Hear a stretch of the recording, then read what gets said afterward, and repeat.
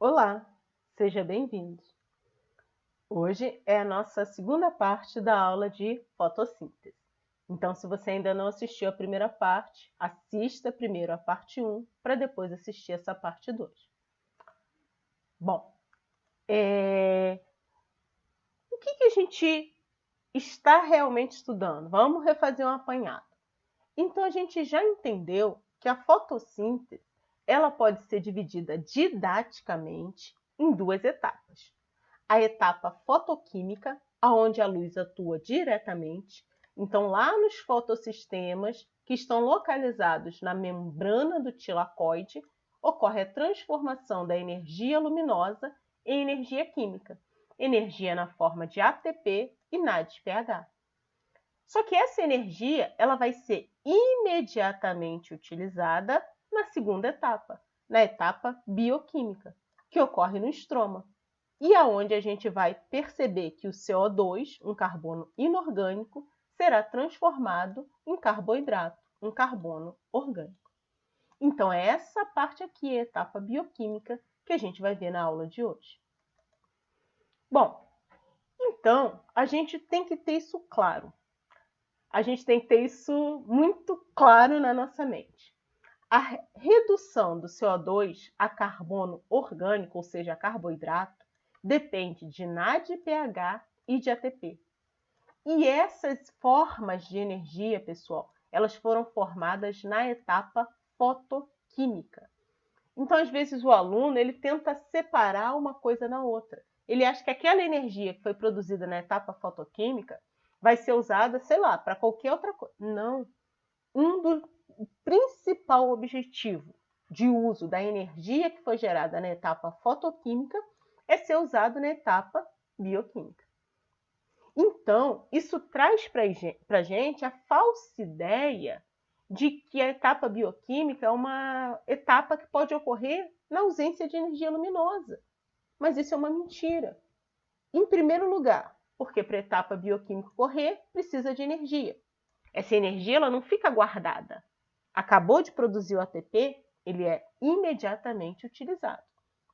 Então, de cara, na ausência de energia luminosa, não teria energia suficiente.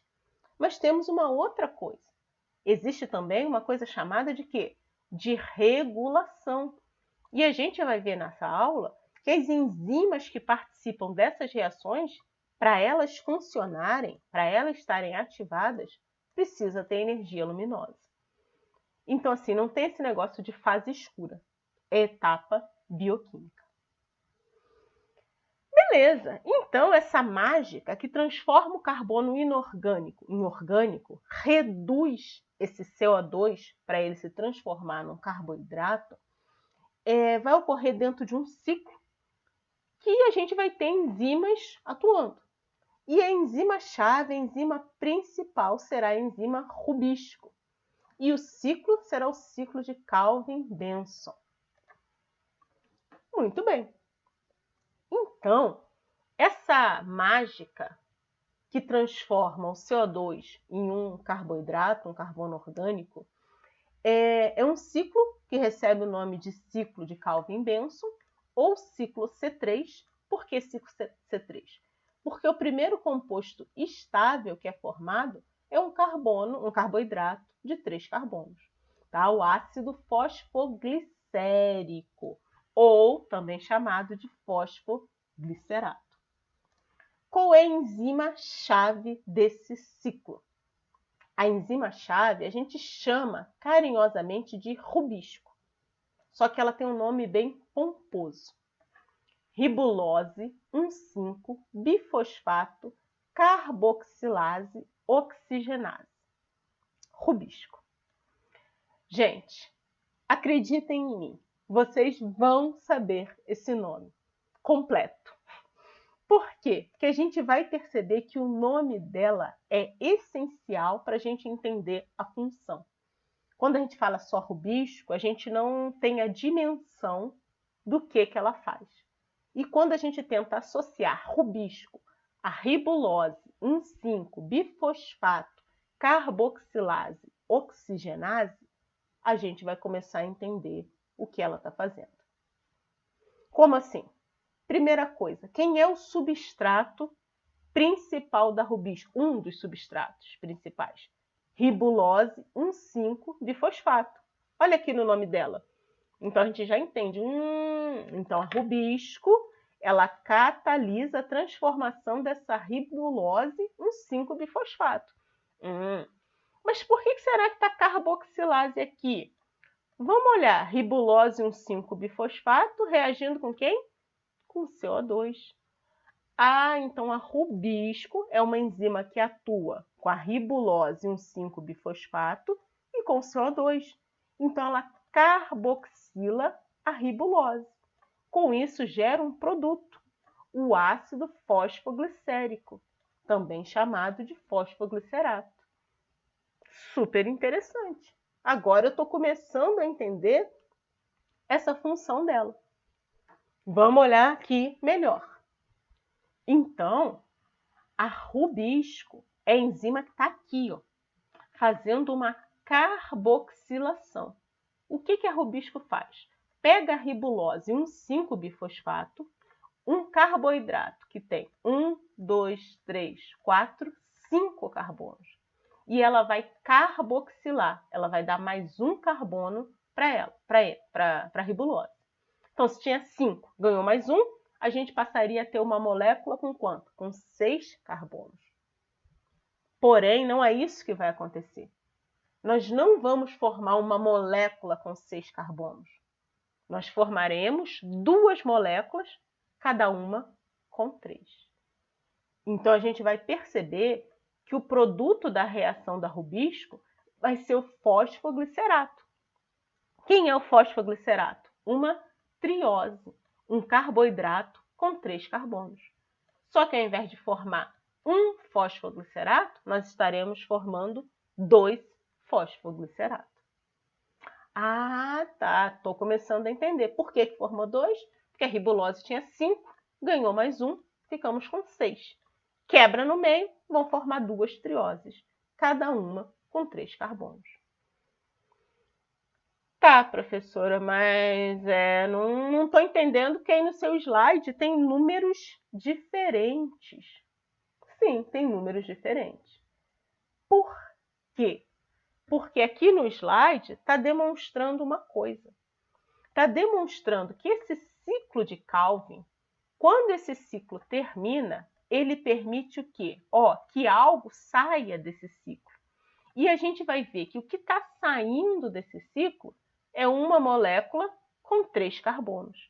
Então, esse slide está representado de uma maneira que entra 3 carbonos e saem 3.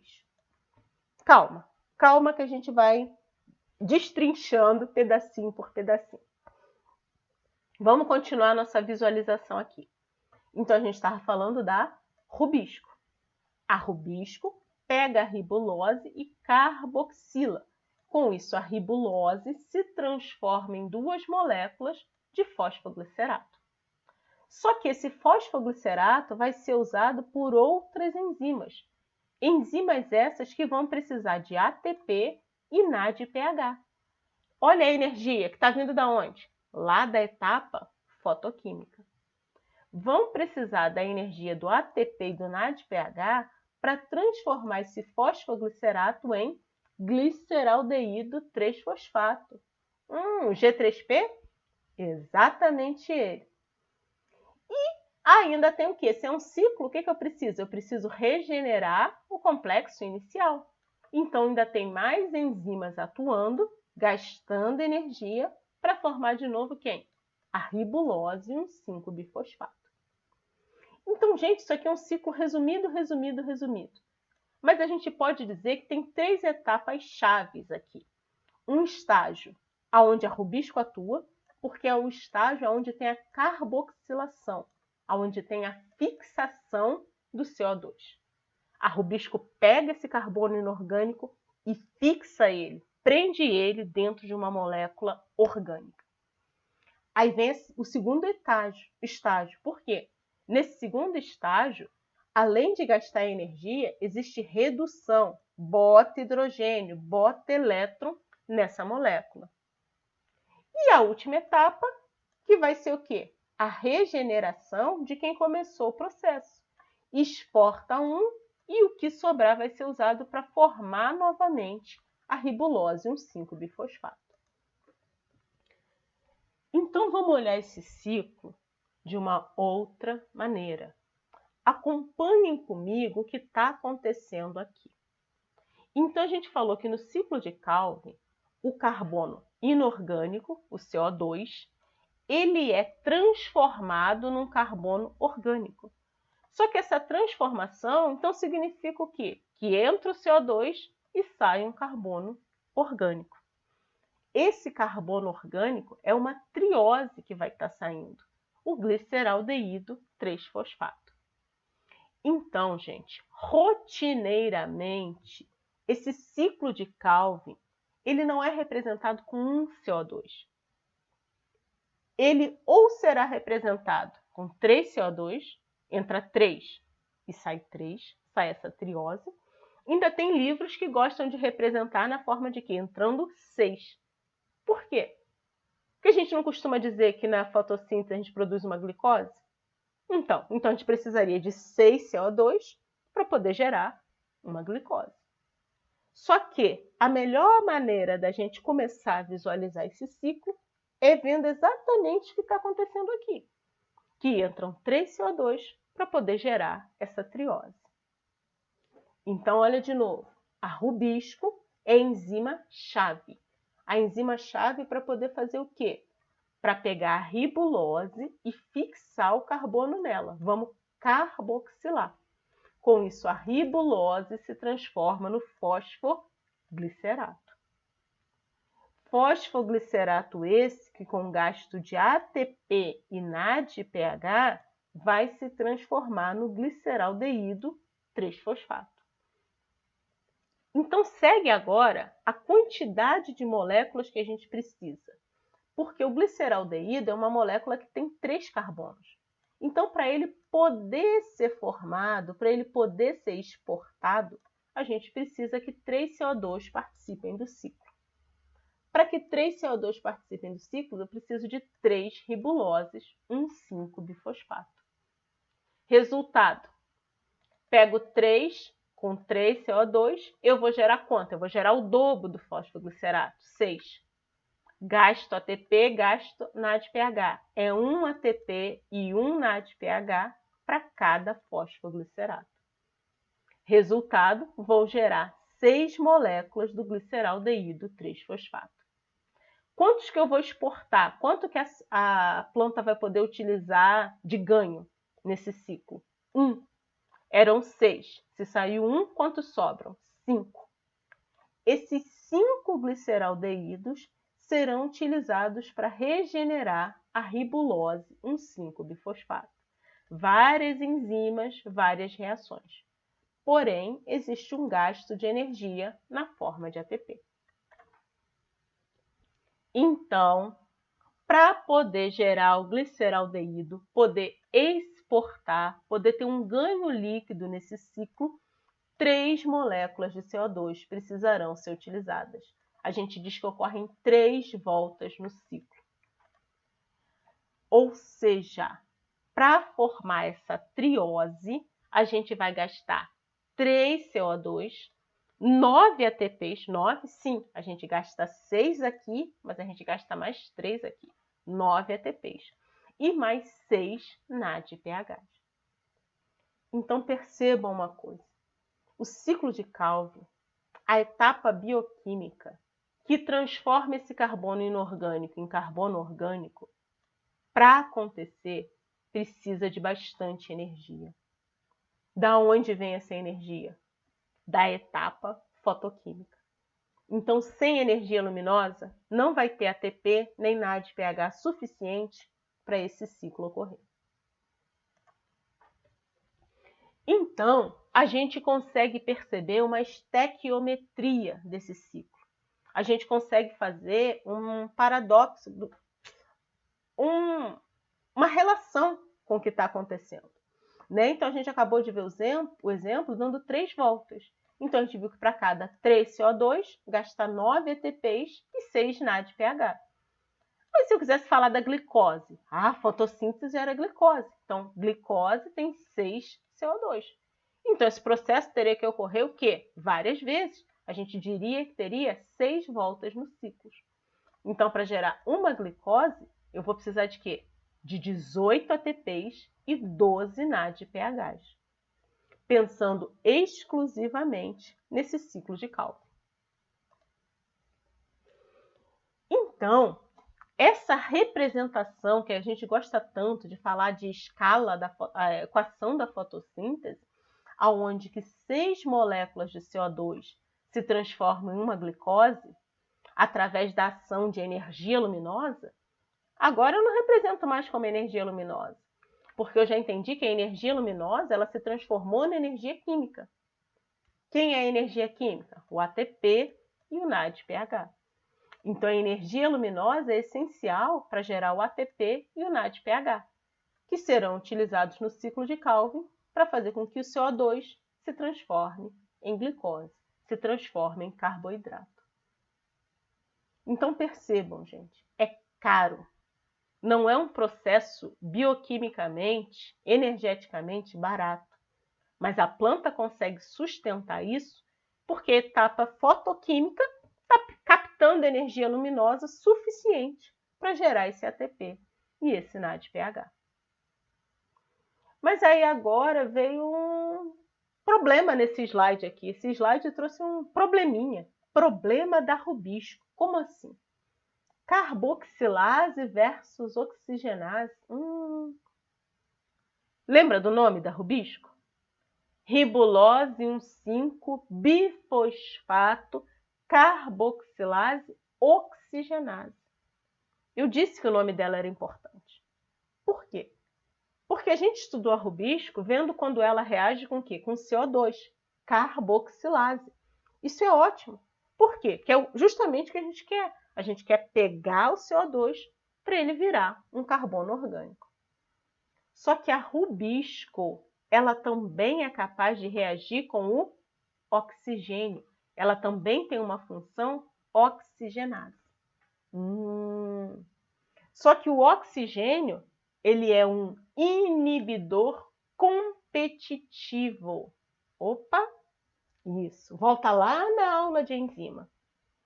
Lembra que a gente estudou os inibidores competitivos? O substrato da rubisco é o CO2. Só que o oxigênio é um inibidor competitivo. Eles vão competir pelo sítio ativo da rubisco. E a gente viu que quando se fala de inibidor competitivo, a concentração influi, porque eles estão brigando pelo mesmo lugar. Se entra o CO2 no sítio ativo, legal. Mas se entra o oxigênio, ruim. Não vai gerar o produto nenhum ou não vai gerar o produto desejado. E isso é um problema para a enzima. Por quê? Porque isso vai diminuir o quê? A produtividade. Então, quanto maior a concentração de oxigênio, mais ele vai atrapalhar a rubisco, mais ele vai impedir que o CO2 reaja com essa enzima. Nossa, mas por que será que a rubisco ela tem essa característica de ser carboxilase e oxigenase? Gente, muitas teorias existem para tentar explicar essa característica da rubisco, tá?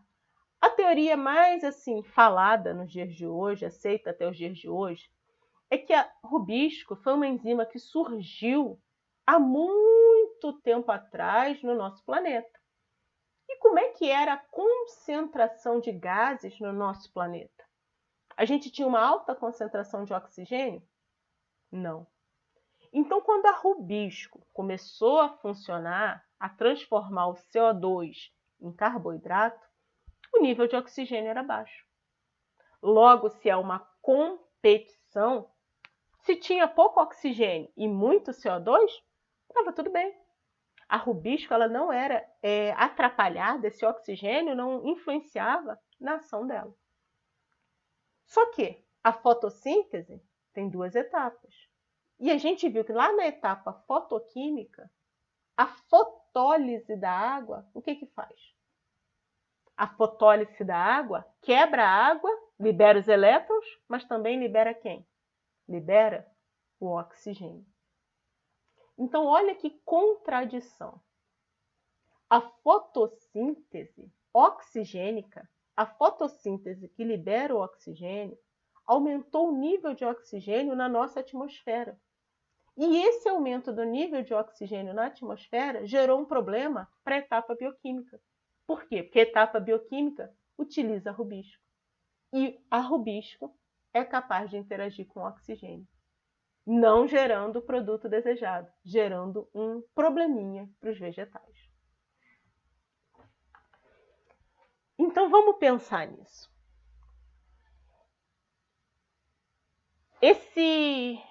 Essa reação da rubisco com o oxigênio causa um problema que a gente chama de fotorrespiração. Por que fotorrespiração?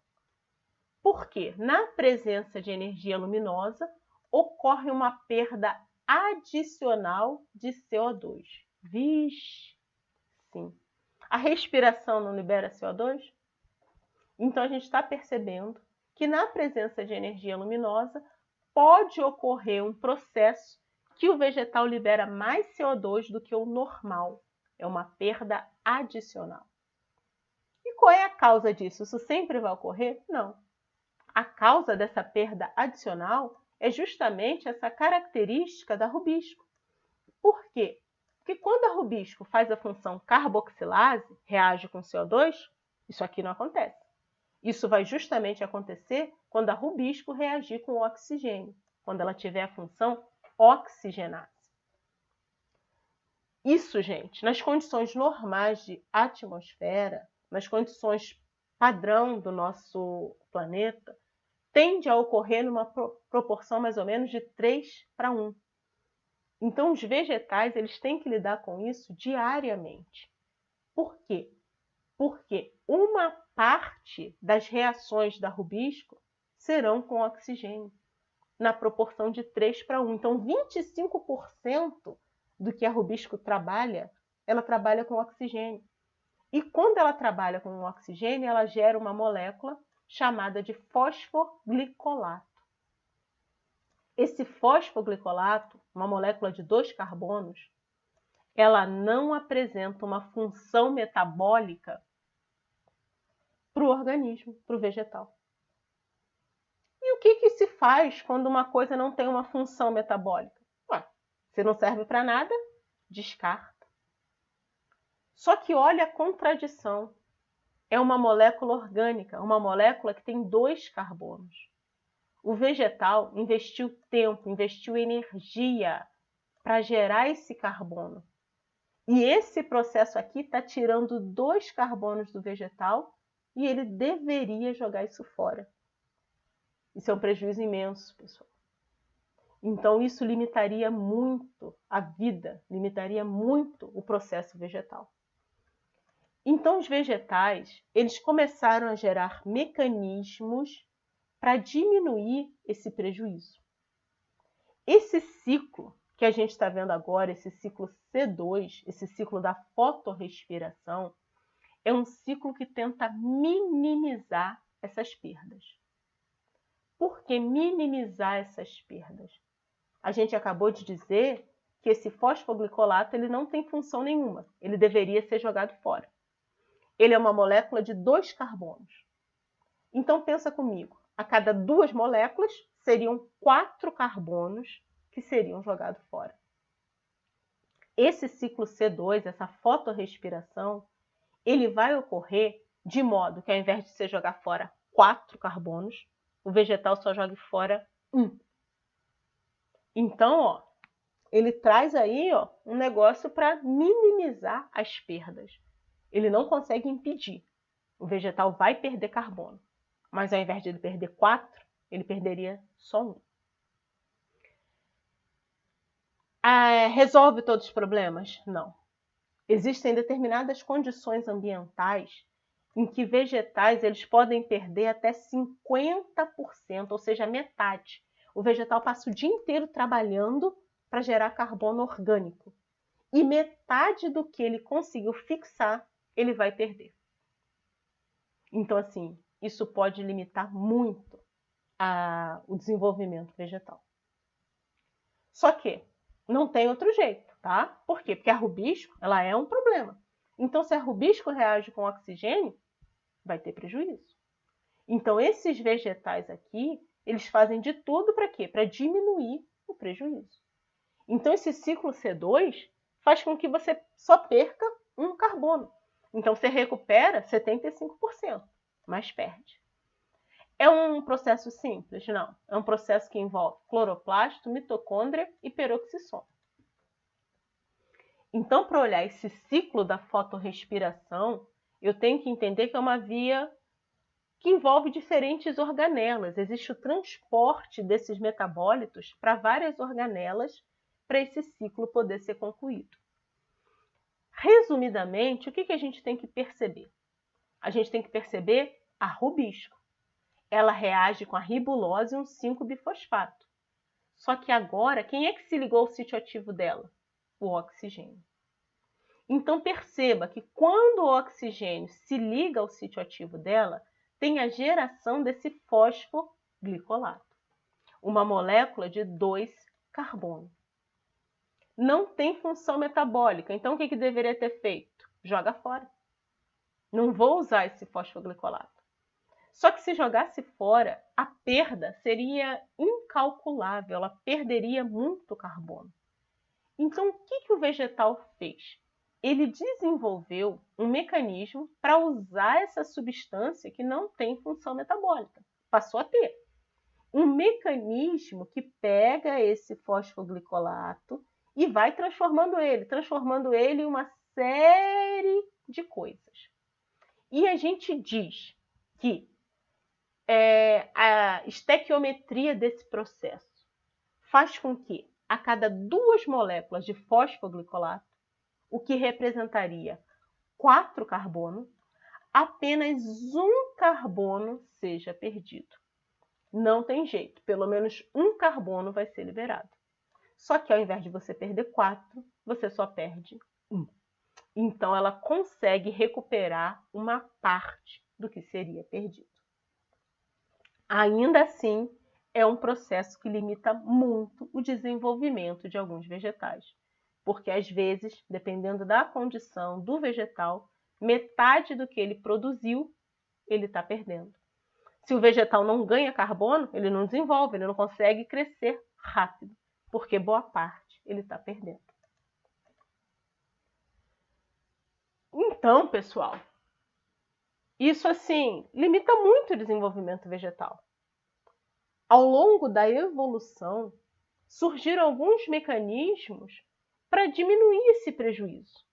Porque se metade do que foi gerado estava sendo perdido, o desenvolvimento vegetal estava muito lento.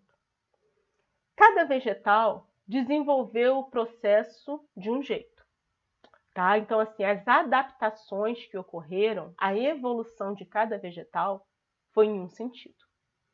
Então, existem os vegetais que desenvolveram um tal de ciclo C4. O que é o ciclo C4? O ciclo C4 envolve uma adaptação estrutural, envolve uma mudança na estrutura, na anatomia desse vegetal. São os vegetais que nós chamamos comumente de quê? De plantas C4. Porém, existem vegetais que têm um ciclo que a gente chama de ciclo CAN. Nesse aqui não é uma mudança anatômica, é uma mudança no tempo, no momento que determinadas coisas acontecem. O ciclo C4, que ocorre nesses vegetais que nós chamamos de plantas C4, envolve uma adaptação anatômica. São vegetais que apresentam uma anatomia diferenciada. Então, a gente tem vegetais com uma anatomia C3, uma anatomia do tipo C4. Então, a gente percebe uma diferença porque a gente passa até as células do mesófilo e as células da bainha do feixe vascular. E a gente vai ver que essas duas células, tanto a do mesófilo quanto a da bainha do feixe, estarão envolvidas no processo fotossintético. Ocorre uma separação espacial, mas as duas participam da fotossíntese. Tá, qual é a vantagem dessa modificação, desse processo de separação espacial? É porque isso aqui é uma adaptação metabólica que inibe a ocorrência da fotorrespiração. Que maravilha! Então não vai ter fotorrespiração, não vai ter aquela perda de carbono extra? Não. Que bom! Porém, é um processo que tem um maior custo energético.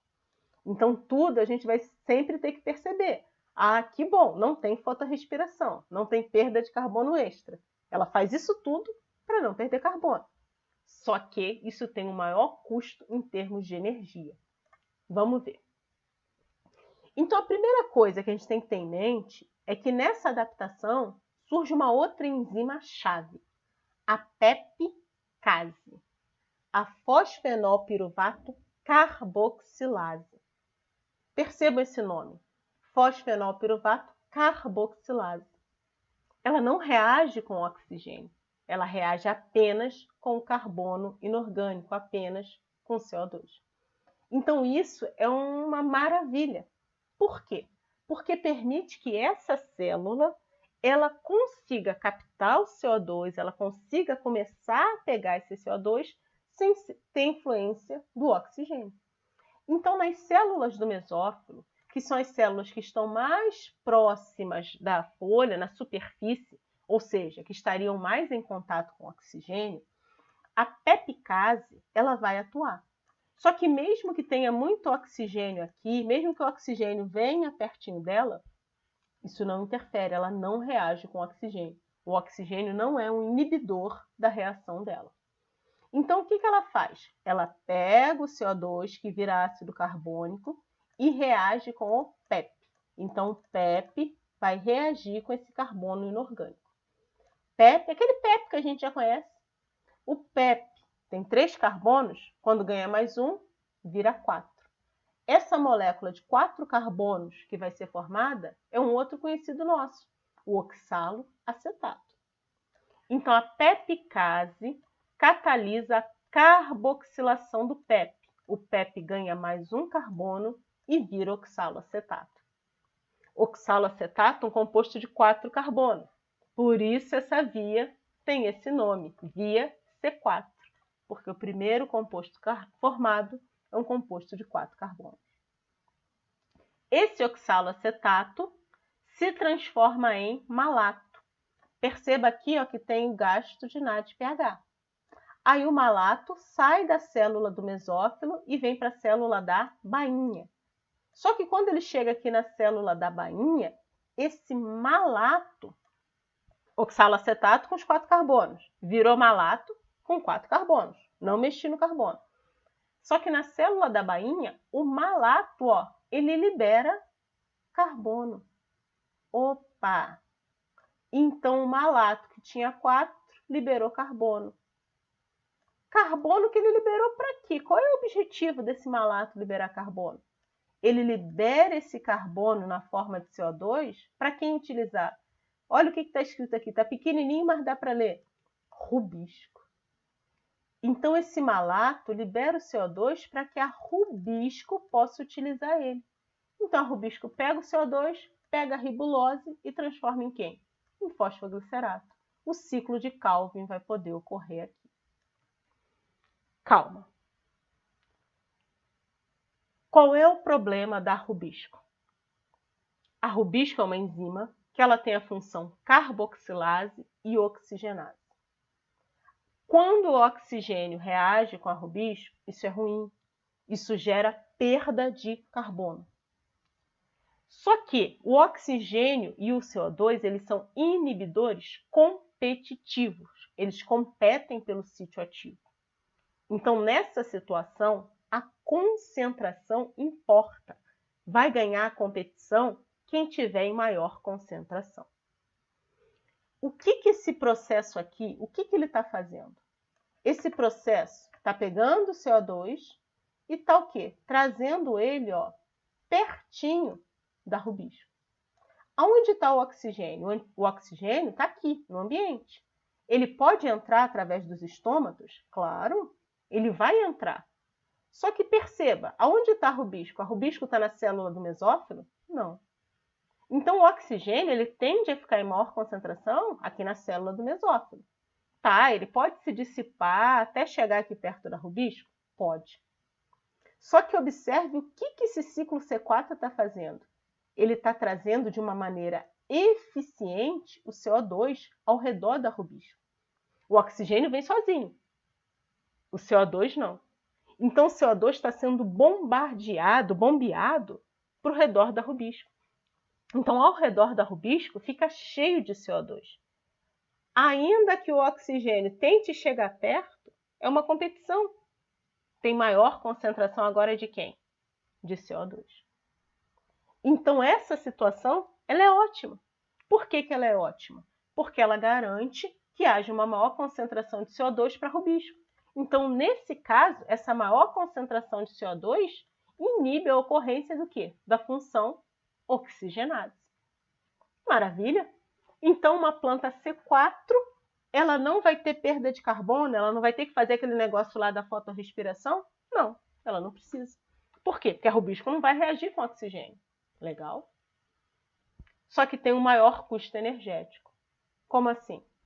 Ah, tá, eu vi aqui o NADPH. Sim, gastou NADPH. Só que percebam aqui de novo que também formou o NADPH. Então, o NADPH não é o custo que está envolvido, porque ele é gasto em uma reação, mas ele é produzido na outra. Porém, quando o malato perde carbono, ele vira quem? Ele vira piruvato. Piruvato esse que volta para a célula do mesófilo. E na célula do mesófilo, o piruvato ele precisa regenerar quem? Regenerar o PEP, é um ciclo. O ciclo tem que continuar. E como é que faz para o piruvato voltar a ser PEP?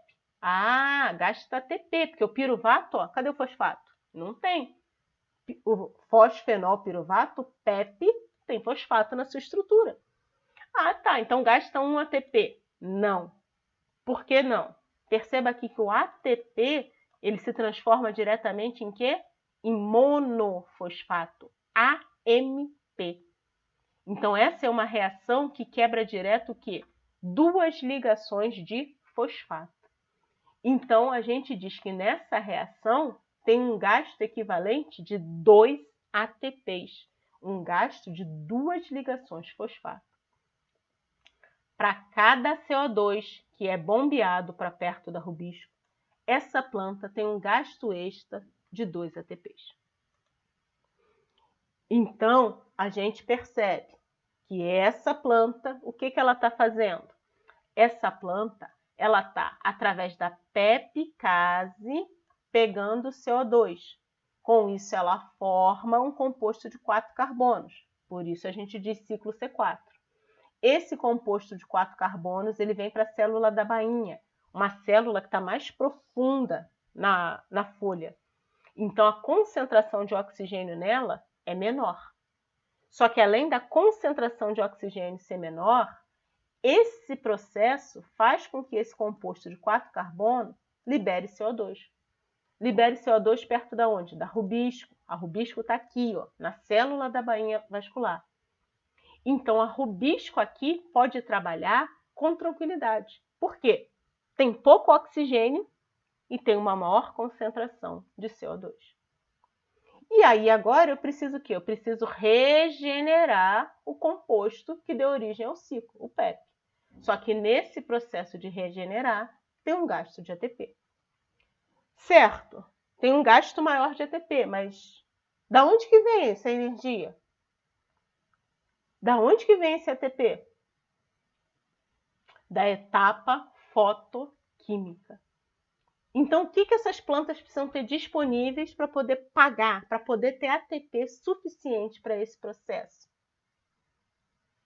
Energia luminosa. Então, aqui a gente já percebe uma diferença na adaptação entre essas plantas. Plantas C4 normalmente são plantas de sol pleno. São plantas que não gostam de sombreamento. Por quê? Porque para elas poderem sustentar a fotossíntese delas, elas têm um maior gasto de ATP. Então, a etapa fotoquímica delas tem que ocorrer em maior condição, em maior concentração. Por quê? Porque para cada CO2 que ela vai usar, além do gasto que já existe aqui no ciclo de Calvin, aquele gasto que a gente viu no início da aula, ela ainda tem o gasto extra de 2 ATPs para cada CO2. Então a etapa fotoquímica dela tem que ocorrer em plenitude para ela poder conseguir. Então, se tiver sol disponível, ela vai poder se desenvolver bem. Quer um exemplo? Uma grama, por exemplo, uma gramínea, em sua maioria, são plantas C4. Então, uma gramínea ela não costuma ir bem no ambiente sombreado. Então, a grama, pega a grama do quintal, coloca ela num local que quase não pega sol. Você vai ver que aquela grama, ela vai indo, ela não consegue se desenvolver bem. A grama gosta mesmo de quê? De sol pleno. Um outro exemplo, trazendo mais para a parte agronômica. O que seria uma planta C4 que a gente conhece bem? O milho. Pensa no milho. O milho tem um rápido desenvolvimento. Ele consegue se desenvolver bem. Quem seria uma planta C3 que a gente poderia imaginar? A soja. Então, olha que legal que a gente vê aqui. O milho é uma planta C4. Ele consegue se desenvolver sem a ocorrência da fotorrespiração. O que quer dizer isso? Ele não tem aquela perda extra de carbono. Por que ele não tem a perda extra de carbono? Porque a rubisco dele não reage com o oxigênio. Por que a rubisco não reage com o oxigênio? Porque existe um mecanismo para concentrar CO2. Aqui. Tá. Para concentrar CO2. Mas e a soja? A soja já é uma planta que a gente diz C3. Ela não tem um mecanismo para impedir o contato da rubisco com o oxigênio. Então, na soja, a gente vai ver que o desenvolvimento dela é mais lento, ela leva mais dias para conseguir acumular biomassa. Por quê? Porque a soja, uma parte do carbono que ela ganha na fotossíntese, ela perde através da fotorrespiração. Então, a gente está vendo uma planta C3, uma planta de ciclo C4, e ainda falta ver uma planta de ciclo CAN. Metabolismo ácido das crassuláceas. O melhor exemplo que a gente tem aqui dessas plantas seriam as cactáceas. Por quê? Pensa no ambiente que essas plantas normalmente vivem, né? Um cacto. Normalmente são ambientes que são o quê? Com baixa disponibilidade de água. Então, uma das coisas que mais limitam o desenvolvimento dessas plantas é água. Então, essas plantas desenvolveram um mecanismo para diminuir a perda de água. Se a gente pensar bem, o maior objetivo delas, talvez, tenha sido diminuir a perda de água. Só que esse mecanismo trouxe uma vantagem. Por quê? Porque esse mecanismo trouxe uma redução, uma inibição da fotorrespiração. Esse mecanismo, essa adaptação, é uma adaptação temporal. Então, a gente vai ver que existem processos que ocorrem de noite, processos que ocorrem de dia. Aí o aluno vai e diz, ela faz fotossíntese à noite. Não! Na ausência de energia luminosa, não tem fotossíntese. Nem nada de fotoquímica, nada de bioquímica, não tem. Então, presta atenção para a gente não cometer esse erro. Por quê? O que acontece de noite nessas plantas? À noite, nessas plantas, a enzima que vai estar trabalhando é a pepicase. Aquela que a gente acabou de ver no ciclo C4. O que a pepicase faz? Ela pega o CO2 e transforma num composto de 4 carbonos. O oxaloacetato, que depois se transforma em quem? Em malato. E à noite o processo vai parar aqui. Por quê? Porque esse malato ele vai ser guardado no vacúolo. Então, olha que legal. Por que a gente fala que é um processo que ocorre em 2 momentos? À noite, a pepicase pega o CO2, transforma em malato, guarda ele no vacúolo. Quando chegar de dia, O malato ele sai do vacúolo e o que ele faz? Libera o CO2. Libera o CO2 para quem? Para rubisco. Para rubisco fazer o quê? Ciclo de Calvi. Por que isso só pode ocorrer de dia? Porque de dia que a gente vai ter a energia da etapa fotoquímica. De dia que a rubisco vai estar ativada para poder funcionar. Só que isso é um processo essencial. Ele trouxe para esse vegetal dois ganhos. Um ganho que reduz a perda de água. Por quê? Porque à noite, que está mais fresquinho, o vegetal abre os estômatos e capta o CO2. De dia, com sol pleno em cima dele, se ele abre os estômatos, ele iria perder água. Então, o que esse vegetal faz de dia? Ele fecha os estômatos. Diminui a perda de água.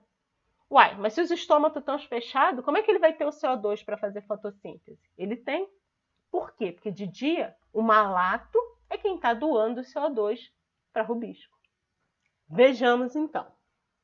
Então, à noite, com os estômatos abertos, essas plantas CAN, captam o CO2. O que quer dizer com que elas vão captar o CO2? O CO2 entra e ele vai reagir através da enzima pepicase.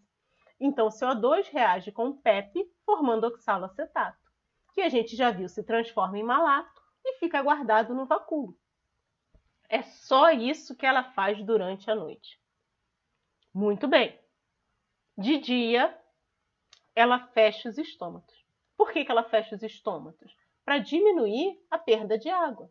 Só que isso é um problema. Por quê? Porque se o estômago está fechado, o CO2 também não entra. Então, como é que ela consegue fazer fotossíntese? Simples. Porque de dia, a etapa fotoquímica está ocorrendo.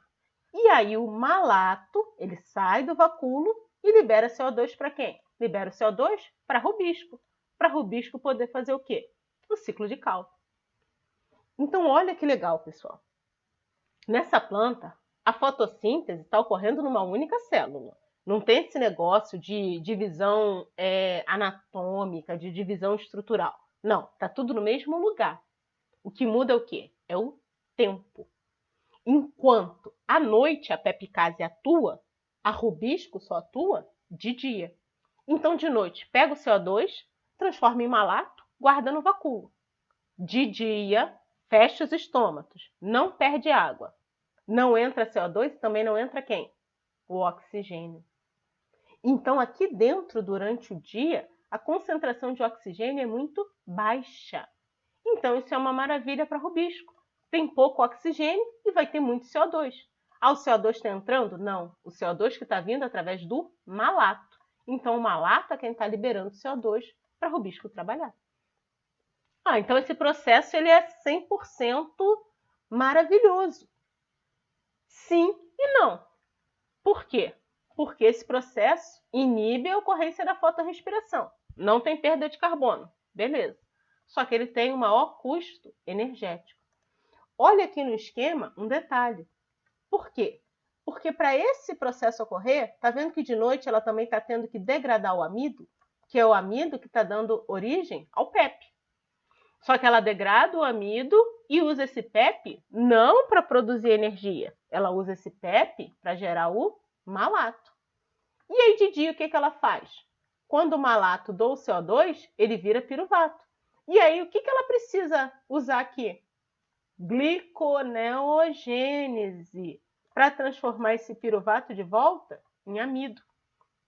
E a gente já viu que assim, que os processos, o que degrada e o que sintetiza, o balanço energético não é igual.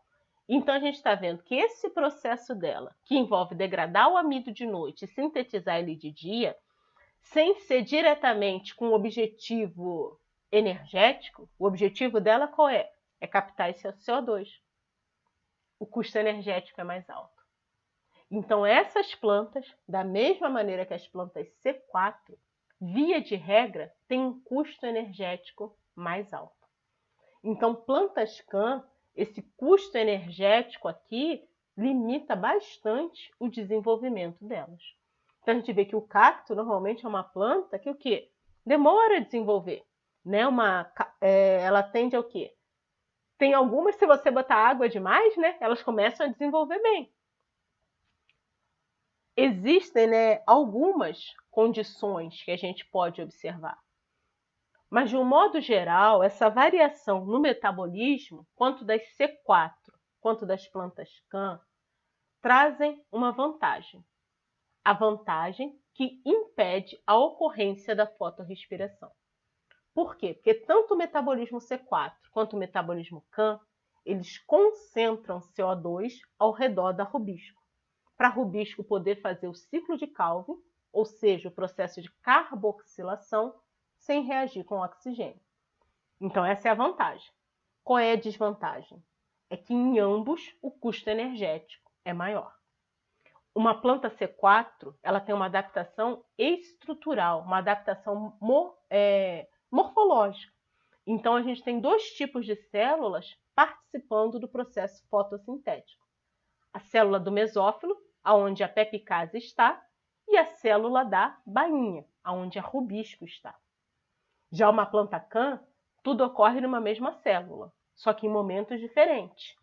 À noite, a gente tem a pepicase funcionando. De dia, a rubisco e o ciclo de Calvin.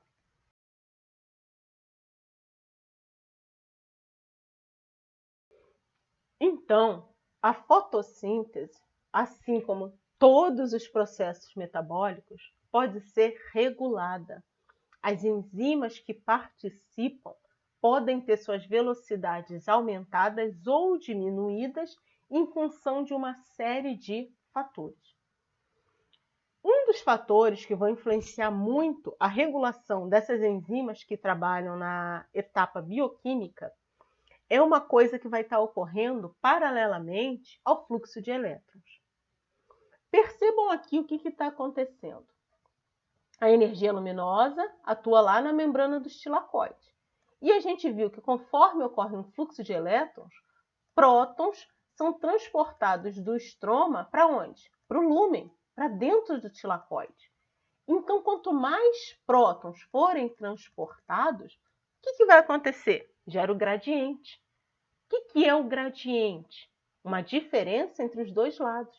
Então, a gente vai perceber que o estroma ele começa a ficar o quê? Com menos prótons. Se tem menos prótons, qual é a tendência do pH? O pH ele começa a dar uma leve aumentada. É muito? Não, é uma pequena variação. Até mesmo porque a gente fala que depois os prótons voltam pela ATP sintase. Mas a gente percebe que inicialmente essa entrada de prótons para dentro do lúmen muda o pH. Então a gente diz que a energia luminosa, o fluxo de elétrons, muda o pH do estroma. Então isso gera uma condição alcalina no estroma. Legal, então o pH do estroma aumenta, ele fica mais alcalino. Anota isso. Só que, além dessa entrada de prótons ocorrer, obrigatoriamente ocorre um antiporte de magnésio. Opa, olha esse termo, antiporte. Então quer dizer que enquanto uma coisa está saindo, enquanto uma coisa está entrando, obrigatoriamente uma coisa está saindo desse tilacoide. Então o próton entra e o magnésio sai. Então, juntando tudo, a energia luminosa causa um fluxo de elétron. Esse fluxo de elétron aumenta o pH, ou seja, causa uma condição alcalina, além de aumentar a concentração de quê? De magnésio no estroma. Então, o estroma, conforme a energia luminosa incide, fica mais alcalino e fica rico em magnésio. E o que isso tem a ver com a atuação das enzimas do ciclo de Calvin? Muita coisa. Vamos ver esse exemplo aqui. Algumas enzimas que estarão participando de todo esse processo, elas serão reguladas pela variação de pH que ocorre no estroma. Então, olha aqui que legal. Quando o pH está 7, a enzima até funciona, mas funciona pouquinho, a atividade dela está baixa. Já em pH 8, olha como a enzima funciona bem mais rápido. A quantidade de produto formado, como é muito maior. Então, simplesmente do pH variar de 7 para 8, a eficiência da enzima aumenta significativamente. Uma outra coisa que ocorre aqui, ocorre um aumento na concentração de quê? De magnésio. A energia luminosa aumenta o pH, mas também aumenta a concentração de magnésio. Então, quanto maior a concentração de magnésio, maior a efetividade dessa enzima. Então, em pH 8, ela basicamente não varia muito em relação à concentração de magnésio. Mas em pH 7, a concentração de magnésio foi essencial. Então, se estava em pH 7 e não tinha magnésio, a enzima não funciona. A enzima estava 100% inativa. Então, conforme foi disponibilizando o magnésio, ela conseguiu trabalhar um pouquinho. Mas, de um modo geral, a gente percebe que a eficiência máxima é quando? Quando esse pH está um pouquinho mais alto, 8, e que você tem um aumento na concentração de magnésio do estroma. Uma outra coisa. Outra enzima, essa aqui a gente vai ver o nome, vou falar mais, a rubisco. A rubisco ela tem uma ativação que é interessante. Por que a ativação dela é interessante? Porque quando o pH está ácido, ela tem uma estrutura completamente inativa. Só que, conforme aumenta a concentração de magnésio no meio, o que acontece? Ela muda a sua estrutura. Por que ela muda a sua estrutura? Porque o magnésio se liga nela. Percebe que ela vai mudando a estrutura de modo que ela também muda aqui, liberando prótons. O pH está aumentando, ela vai tentando liberar prótons. E ela também precisa que o magnésio se ligue a ela. Ou seja, a rubisco ela tem uma forma que ela está inativa, ela não consegue trabalhar. Quando que ela vai conseguir funcionar? Quando o magnésio se ligar a ela. Quando que o magnésio se liga? Quando tem magnésio presente no estroma. Então, o magnésio que estava no lúmen pela ação da energia luminosa, ele vem para o estroma e se liga na rubisco. Agora a rubisco pode funcionar. Então, gente, essa ideia de que no escuro a fotossíntese vai ocorrer, que existe uma fase escura, ela é irreal. A energia luminosa, ela causa condições que fazem com que o organismo do vegetal regule a atividade das enzimas. Então, na ausência de energia luminosa, as enzimas permanecem inativas. Elas só ficarão ativas na presença de energia luminosa. Então, ainda que tivesse ATP e NADPH sobrando, não iria ter fotossíntese, não ia ter transformação de CO2 em carbono orgânico. Por quê? Porque as enzimas estariam inativas. Então, esse processo, gente, diferentes enzimas, diferentes tipos de regulação. Lembra aquilo que a gente estudou nos princípios da regulação? Então, a gente está vendo aqui alguns exemplos. Então, a gente viu essa enzima aqui, que está relacionada diretamente à eficiência em termos do pH e da concentração de magnésio. Eu não mostrei como é exatamente a mudança na estrutura, mas essa enzima aqui, a frutose 1,6-bifosfatase, a gente está vendo como ela reage. Aí eu falei agora aqui da rubisco, e agora eu vou falar de mais uma enzima, a ADP-glicose fosforilase. Que enzima é essa? Essa aqui é fácil da gente lembrar. Lembra da síntese do amido? Que o amido tem um tal de ADP-glicose? ADP-glicose. Então, essa enzima está relacionada à síntese de amido. Quando que o vegetal sintetiza amido? A gente estudou lá na síntese de amido, a gente fez algumas relações. E a gente chegou a algumas conclusões, né? Que para sintetizar amido, tinha que ter o que então? Carboidrato sobrando, então ia ter que ter glicose sobrando, né? E tinha que ter o quê? Energia sobrando. Olha aqui que legal. Por quê? Quando tem baixa disponibilidade energética, a etapa fotoquímica não funciona. Então, o que vai ter em maior concentração? ADP, fosfato inorgânico. E o aumento na concentração deles justamente faz o quê? inibe essa enzima. Então, com o aumento de ADP e fosfato inorgânico, indicando baixa disponibilidade energética, não tem a formação de ADP e glicose. Logo, a síntese do amido não pode ocorrer. Ao contrário, quando que a síntese do amido vai ocorrer? Quando a síntese do amido ocorrer, quando tiver um sinal indicando que pode. Essa enzima entende que esse carboidrato aqui, quando ele acumula, é um indicativo que é hora de sintetizar o amido. Então, essa síntese vai poder ocorrer. Cada enzima, um tipo de regulação. O que a gente tem que sair daqui da fotossíntese? Claro. O que tem que estar na nossa mente? Que as enzimas que participam da fotossíntese, dessa etapa bioquímica, a regulação delas é dependente da energia luminosa. De um jeito ou de outro, por diferentes mecanismos, a enzima luminosa atua para quê? Para gerar as condições para ativar ou inibir as enzimas. Então, a fotossíntese depende, sim, da presença de energia luminosa.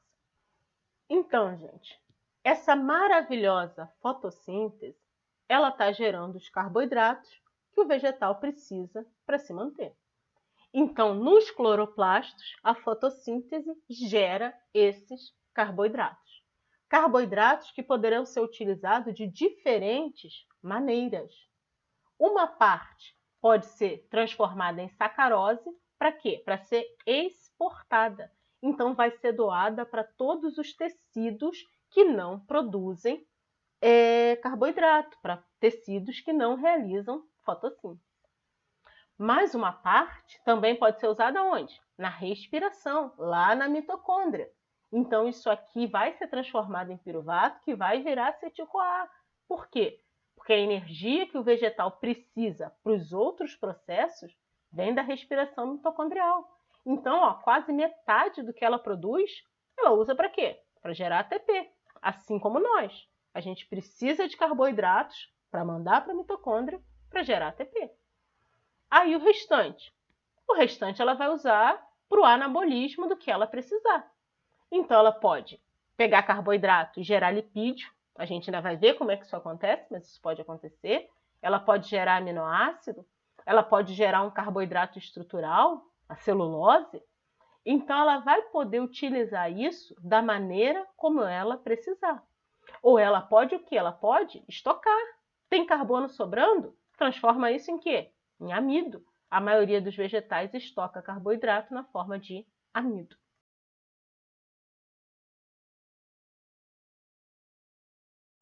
Tá, gerou glicose. Gerou glicose. Poxa, mas você acabou de mostrar o ciclo de Calvin e eu não vi glicose. Pois é, meus amigos, pois é. Então, isso é mais uma das coisas que a gente tem que desmistificar, de achar que a fotossíntese gera ali diretamente a glicose. Quando a gente olha para esse ciclo de uma maneira realmente bioquímica, a gente vê que o processo ele tem muito mais detalhes. Então, olha aqui. A gente tem a formação no ciclo de Calvin de quem? Do gliceraldeído 3-fosfato. Muito bem. Então, no ciclo de Calvin, gerou o gliceraldeído 3-fosfato. A gente fala que ele vai ser exportado, ele sai do ciclo, tira um. Tá, e esse gliceraldeído ele vai ser usado para quê? Depende. Depende do quê? Depende do que a célula precisa. Então, a gente pode pensar que um dos usos que essa célula pode fazer é pegar esse gliceraldeído e transformar em quê? Em amido. Vai estocar. Então, guarda esse carboidrato na forma de amido. Um outro uso é fazer o quê? Manda esse gliceraldeído para o citossol. Isso aqui tudo estava ocorrendo onde? Dentro do cloroplasto, no estroma. Manda esse gliceraldeído para o citossol. Quando o gliceraldeído chega no citossol, existem algumas possibilidades. Uma possibilidade é uma que normalmente a gente esquece. A gente esquece que o vegetal ele faz fotossíntese, mas a gente esquece que o vegetal, ao mesmo tempo, também está respirando. Mitocôndria está funcionando, a mitocôndria funciona no vegetal, não esqueçam disso. Então, o vegetal ele pode pegar uma parte desse gliceraldeído, mandar para o citossol para fazer o quê? Via glicolítica. Isso vai virar piruvato que vai para a mitocôndria acetil-CoA para produzir energia. Ué, professora, mas o vegetal não produziu energia ali na fotossíntese? O vegetal não produziu energia na etapa fotoquímica? Tirem esses conceitos que misturam as coisas sem separar o processo bioquimicamente. A maior parte da energia produzida na etapa fotoquímica é consumida onde? Na etapa bioquímica. Então, sobra muito pouquinho ATP, sobra pouquíssimo NADPH para ser usado para outra coisa. Então, o ATP que é produzido ali é praticamente todo utilizado na etapa bioquímica.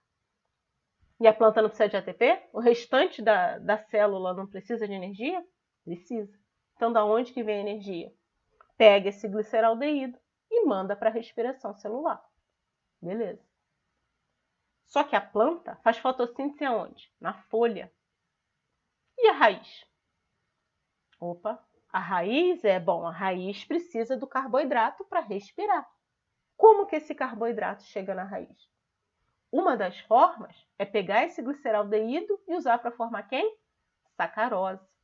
A gente não viu a síntese de sacarose, mas a sacarose é um carboidrato que vai ser sintetizado a partir do gliceraldeído, a partir de frutose 6-fosfato.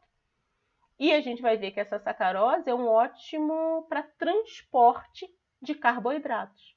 Então, esse carboidrato ele sai do cloroplasto e pode ser enviado para toda a célula. Então, percebam, essa coisa de achar que gerou o carboidrato e acabou ali, não. Tem muita coisa que pode estar acontecendo nessa célula.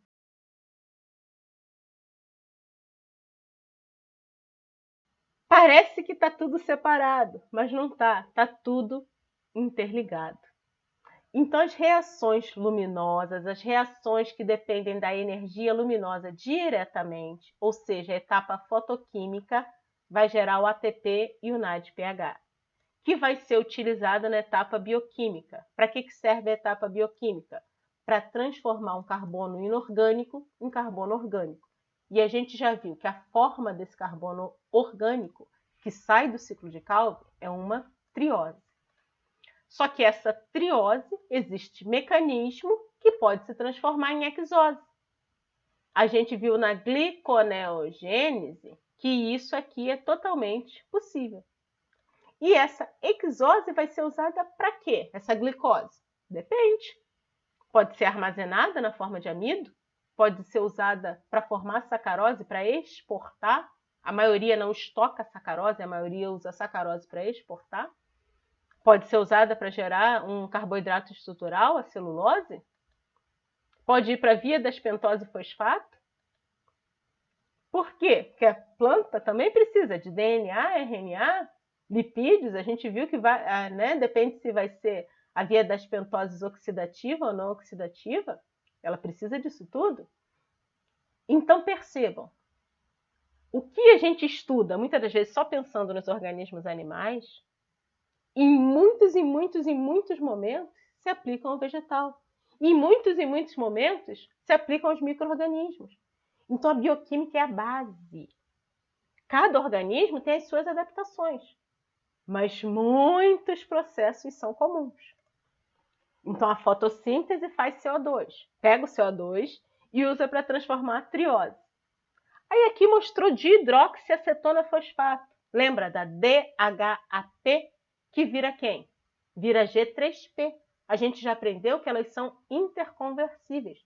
DHAP pode virar G3P. Opa, o que é isso? Simples. A fotossíntese gera o CO2, que gera DHP. Perdão, a fotossíntese pega o CO2, que é usada para gerar dihidroxiacetona fosfato, que vira o G3P, o gliceraldeído 3-fosfato. Foi isso que a gente viu. O que vai acontecer daqui em diante? Só Deus sabe. A planta pode usar isso daqui de diferentes maneiras, como ela bem entender e precisar. Ela pega o gliceraldeído e estoca, ela pega o gliceraldeído e transporta, manda para a célula vizinha, pega e usa para formar celulose, pega e manda para a via das pentoses, pega e usa para fazer energia na mitocôndria. Tudo depende do que ela precisar. Então, pessoal, entendam isso, que a gente está caminhando para um momento de ter cada vez mais claro que a gente estuda os processos de modo separado, mas existe uma integração. A parte final do nosso curso é a hora que a gente vai fazer uma brincadeira assim, ó, integrando tudo. Não precisa hoje, agora, ficar desesperado com isso aqui. Não, ainda não. Agora a gente ainda está nessa fase de estudar de modo separado. Mas já comecem aquilo que eu falei, de fazer tipo um mapa mental, de começar a fazer esse tipo de rabiscos, né? De o que isso aqui interfere? Ah, interfere para cá. Da onde veio isso aqui? Ah, veio de lá. Porque a nossa tendência, o nosso objetivo final é entender o todo. Lembra qual era uma das estratégias da bioquímica? Sempre foi entender o todo. Então não adianta só eu saber fotossíntese. Eu tenho que saber que a fotossíntese ela tem uma relação com todo o restante do metabolismo do vegetal. Eu preciso entender que esse vegetal ele pode estocar, mas ele também pode respirar, usar para produzir ATP lá na mitocôndria. Eu tenho que ter isso claro. Tá? Então, peguem a parte 1, que foi a etapa fotoquímica, peguem essa aula de hoje, que é a etapa bioquímica, e organizem isso. Entendam que, embora esteja dividido em 2 aulas, o processo ele é como um todo. O processo ocorre ali na sequência, no mesmo tempo, tá? Porque se a gente tentar entender de maneira separada, não vai dar certo. Até mais e até a próxima aula.